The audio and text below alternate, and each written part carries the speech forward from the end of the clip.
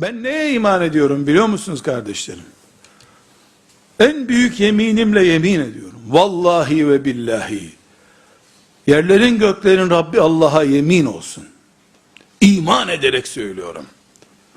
Bu sabah namazını kılarken hangi mümin insandıysam ona iman ediyorum. Çünkü peygamberimin haberidir bu.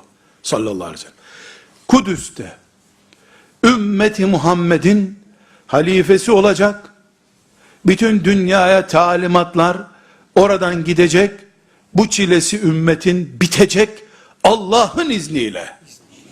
Bu 10 sene mi olur? 20 sene mi olur? Onu Allah bilir.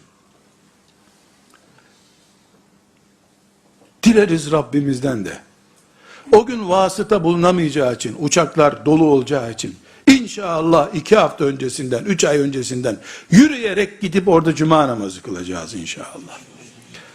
Çok uzak hayaller konuşmuyorum. Dünyanın ömrü nedir ki uzak olsun?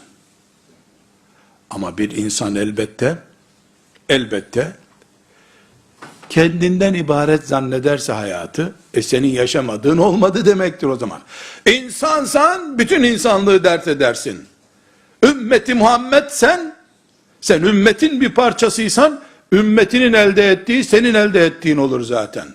Senin görmen şart mı? Torunlarının torunları görsün. Sen mezarında Allahu Ekber diye meleklerle tekbir getir. Kafa yapımız neye göre ayarlı? Her şey bizim olacak tabi. Tuşa basacaksın, bilgisayardan izleyeceksin. Öyle bir şey olur mu ya?